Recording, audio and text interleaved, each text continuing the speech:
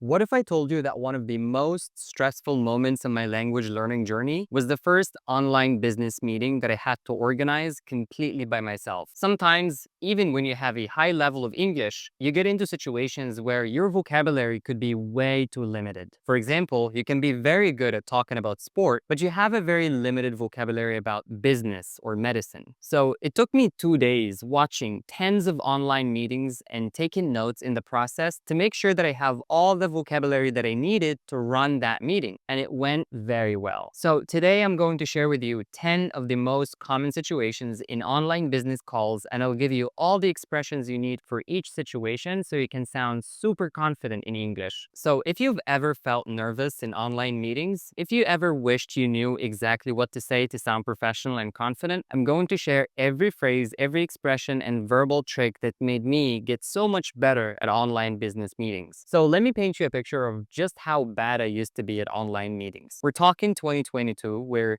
nearly everybody is working from home. And I'm working at this marketing agency where we had client calls literally every single day. My first week, I joined the meeting with like 8 people, colleagues and clients. The meeting leader says, let's go around and have everyone share their thoughts on the marketing campaign. I wasn't really prepared for that question, so I said, I think it's good, like really good. It's definitely a thing, a good thing. A good thing? I literally described a marketing campaign as a good thing. That was really embarrassing. But wait, it gets even worse. Later in that same meeting, someone asked me if I had any concerns about the timeline. I said, well, I'm not super sure. I sounded like a middle schooler trying to avoid giving a book report on a book that I've never read before. But the worst part was that I saw everyone's faces on the screen. They were just trying to figure out what I just said. My manager messaged me privately after that and said, maybe prepare some talking points before our next client call. This is professional speak for please figure out how to sound like an adult human before you talk to our clients again. That night, I sat in my apartment realizing that all my technical skills meant nothing if I couldn't communicate properly in meetings. I was smart enough to do the work, but I sounded like I had no idea what I was talking about. And I realized that something had to change. So I Googled how to sound professional in meetings. But that was a big mistake. I found these articles with titles like Executive Communication Strategies and Advanced Business Vernacular for Corporate Talk. Nobody likes people who talk like that every single day. That's when I realized that sounding professional doesn't mean using fancy words that you don't understand. It means communicating clearly and confidently about things you do understand. But I still needed help.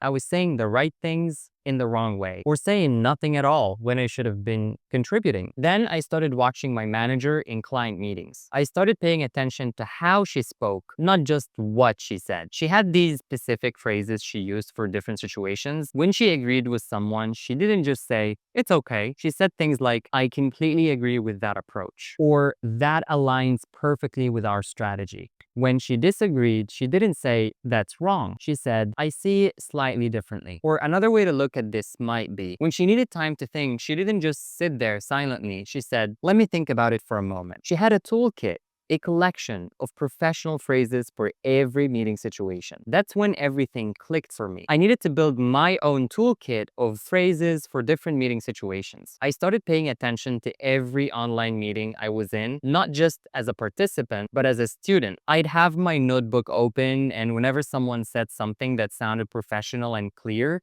I would write it down immediately. And here's what I discovered. There are basically 10 main situations that come up in every single meeting, and each one has specific phrases that work really well. So I'm going to share all these phrases that I learned, and I'll use them in situations so you can use them in your work life as well. In situation number 1, screen sharing. Now, let's say that you just started a meeting and you need to show something on your screen. You can say, I'm going to share my screen now. Please feel free to unmute yourself and tell me if you can see it well. To unmute yourself is to turn on your microphone. Also, if you want to tell everybody that you're going to leave something in the chat, you can simply say, I'll put the link in the chat. I'll put the link in the chat. And when someone asks you to send them something after the meeting, you can say, Thank you very much. I'll follow up on that after the meeting. To follow up on something is to continue a conversation you discussed before. If you're a real estate agent, for example, and you talked to a potential client last week, you can follow up with them the following week. It means to continue the conversation. And situation number two, agreeing with someone. I used to just say, yeah, or I agree, but that was slightly boring and it didn't add any value to the conversation. You should use phrases like, that's spot on. You can say that's spot on if you strongly agree with someone or when they make a really good point. You can also say, I'm completely on board with that. It shows you're ready to take action. You can also say, that aligns perfectly with what I was thinking. This shows you're thinking along the same lines and you agree with that person. And my absolute favorite phrase is, you've hit the nail on the head. You've hit the nail on the head. It shows that the other person you're talking to makes a really good point and you agree with them. And situation number three, how to disagree politely. This was my biggest struggle. I either stayed quiet when I disagreed, or I would say something like, I don't think that's right, which sounded harsh. It's better to say, I see it a bit differently. I see it a bit differently. It's a gentle disagreement and shows that you don't judge the person you're talking to for their different views. Also, one of my favorite phrases is another perspective might be. Another perspective might be. This phrase shows the person you're talking to that you're okay with people having different perspectives and thoughts. You can say another perspective might be to consider hiring a new team member to help us with this project. You can also say, I'm wondering if we might also consider. This phrase suggests additional options. Let's say, for example, you met someone who thinks that the only way to learn a foreign language is by learning grammar rules and vocabulary lists, and you disagree with that. You could say, I am wondering if we might also consider watching movies and listening to English songs. Or, I'm wondering if we might also consider keeping a daily journal. And one of my favorite phrases is, that's one way to look at it. And another angle could be, for example, that's one way to look at it. And another angle could be that you could listen to English podcasts and watch TV shows. And situation number four, asking for clarification. Instead of saying, what do you mean? Which would make you sound confused or lost, you could simply say, could you elaborate on that point?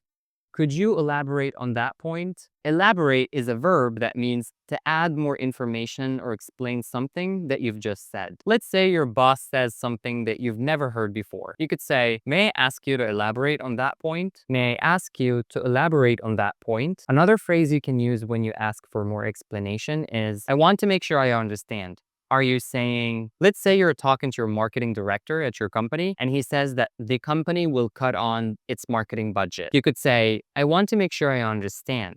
Are you saying we should spend less money on our marketing campaigns? Also, one of the best phrases you can use is, can you walk me through that process? You can use it when you want to ask about the process of something new that you haven't done before. And situation number five, sharing your ideas. When I first started learning English, this one was a big problem for me. I had so many ideas, but I didn't know where to start or how to explain them. So instead of saying, I have an idea, or what if we do this, or what if we try this thing, it's better to say, building on what somebody just said. Building on what she just said, I think it's better to move on with the other offer. This is a really nice phrase because it shows that you were listening to what the other person was saying and you paid attention. Another phrase you can use in this situation is another option we might explore. Another option we might explore is we can go for the other offer. Or you can say, one thing that comes to mind is we can hire a freelancer instead of a full-time employee. If you use these three phrases, your ideas will be clear and presented really well. And situation number six, buying time to think. Buying time to think means that you are in a situation where somebody asked you a question, but you need a moment to think about it. So you say something or ask them something so that you can give yourself a few moments to think about their first question. It's like pressing the pause button in a game so you can plan your next move. Instead of awkward silence, you can simply say, that's a great question. Let me think through that for a moment. You may also say, that deserves a careful answer, so let me think about it for a moment. And situation number seven, moving the conversation forward. When meetings get stuck,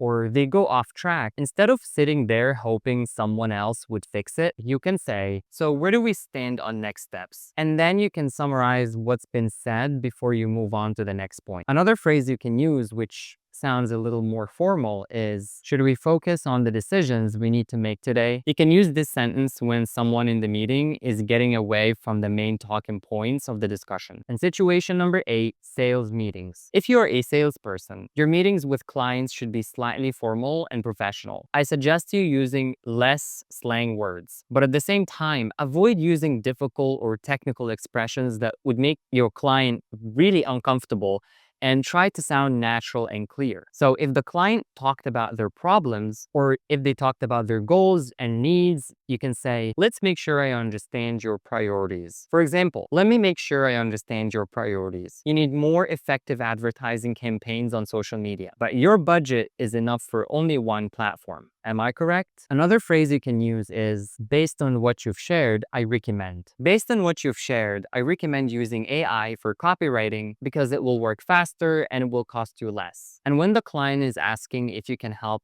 with any problem, you can say, that's definitely something we can address. It means this is a problem we can solve. If you can address something or address a problem, you can deal with it or solve it. After you tell the client that their problem is something you can work on or you can address, you can say, let me walk you through our approach. To walk someone through means to show how things are done. And situation number 9, how to be specific. One great skill you should always develop as a speaker is to learn when you should be specific. Let's say that your manager at work told you that a team member got sick and next week is going to be very stressful for you because you need to cover for the person until he or she recovers. Instead of saying, we should probably do something about this soon, you can say, I recommend we address this by Friday with a 3-step plan. Did you notice that the second option sounds much better? That's because you're specific about what you want to do. The campaign is doing pretty well. You could say, the campaign is exceeding our expectations by 23%. Being specific will always make other people notice how good you are at communicating your ideas, not just in English, but even in your native language. And situation number 10, the internet connection. When your internet isn't stable enough, you can say, I'm having some connection issues. Can you hear me clearly? Or you can say, my video seems to be lagging. Should I turn it off to improve audio quality? You might as well say, if I cut out, I'll immediately dial back in. And when you want to update your manager or your boss on something you're working on, you can say, we're on track to deliver by, and then you say the date. For example, we're on track to deliver the advertising campaign by May the 2nd. And if you have a problem going on, you can say, the main challenge we're facing is, and here's how we're addressing it. For example, the main challenge we're facing is that we don't have enough time. And here's how we're addressing it. We're looking for a freelancer to help us deliver on time. And when you want to say that everything is going okay, but only one thing isn't, you can say, everything's moving smoothly except for. Everything's moving smoothly except for the designs. They don't look good enough. Also, you can say, we'll need support with to stay on schedule. For example, we'll need support with the designs to stay on schedule. To stay on schedule means to deliver on time. Before you start using any of these phrases, you should first ask yourself, what are you going to discuss at the meeting? Make a list of things you know you're going to discuss and prepare a few sentences about each one of them. Planning conversations beforehand is the most powerful tool you can ever have when learning a foreign language. If you fail to plan, you plan to fail. Just take a few minutes to plan the conversation beforehand because that will increase your confidence and it will let the words just come out of your mouth pretty naturally. And if you're wondering how I improved my English grammar, I just made a video about it. You can watch it by clicking right here.